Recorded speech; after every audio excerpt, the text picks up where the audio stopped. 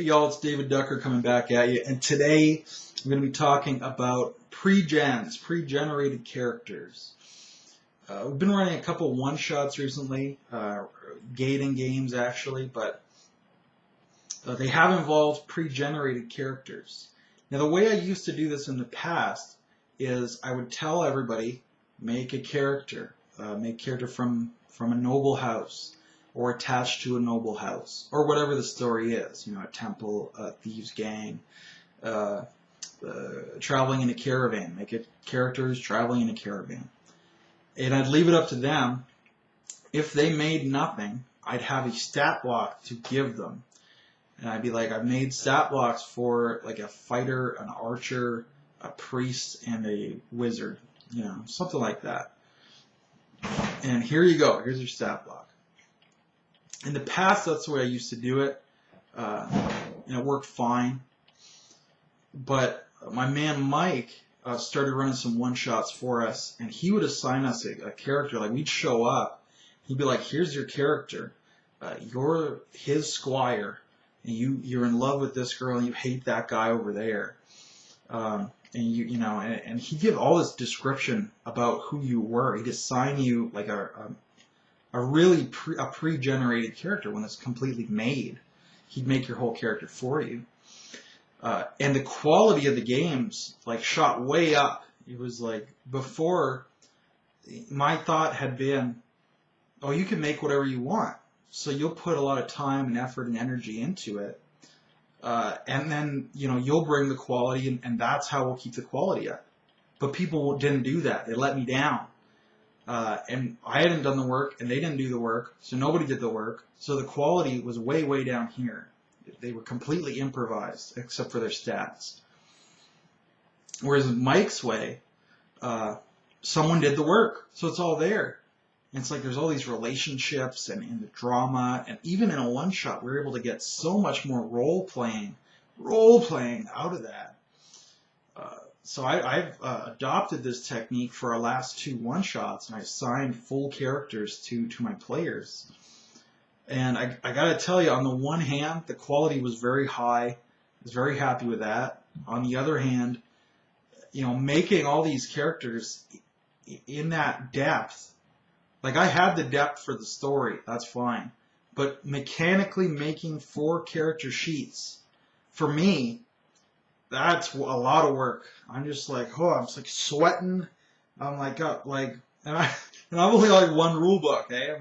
There's no splat books. I just got my one rule book. It's all core. I already know the whole character, their background, their story, everything. But just statting them out, for me, it's exhausting. It must have taken me like an hour to get these 4 characters statted. Or an hour and a half. And a lot of you might be laughing. You're like that's nothing. I prep for 4 hours for every 4 hours of gameplay. Or, John Large, he'll prep for 8 hours for every 4 hours of gameplay. God bless his soul. But myself, I usually prep like 1 hour for every 8 hours of gameplay. And what I'm prepping is not stat blocks. I'm the GM, but I, theoretically I should know the least about the rules from anyone, based on how I play. I'm not saying that's a good thing. I should know the rules the best, but I don't. I rely on my players because they interact with the rules more than I do, because they have a full character sheet, whereas most of my NPCs just have the relevant stats and attributes, and they're usually just on the fly. I just make them up as it makes sense. Not that I'm making them up and it doesn't make sense. You're like, oh, that guy's got a 7 in strength. No, I'd just be like, well, he probably has like a 3 in strength. And they'll be like, that makes sense. And that's it. Now, again, though, some of my players, they know the rules even, not even really well enough to play, which boggles my mind.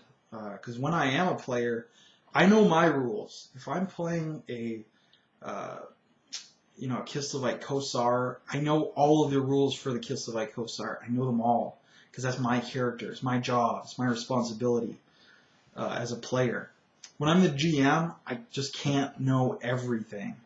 right? So I expect you guys to know your shit, and then I'll know the basics, and if I miss anything, you guys can help me out. But anyway, that's sidetrack. So it was a lot of work for me, but the quality did improve. So I'm probably going to continue to do this in the future, just because that quality was there, and the quality is like what I play for, really. But I just wanted to throw this out there. How much depth do you prep your pre-gens in for one-shots? Do you do just a stat block? Do you do the whole biography? Does the player do it? Does the GM do it? And what works best for you? You know, I really am curious about this because I never knew there was another way. But, you know, it never occurred to me that the players would be lazy as shit and that I'd have to do all the work. You know, that in fact that's somewhat offensive to me, but you know, it's rude and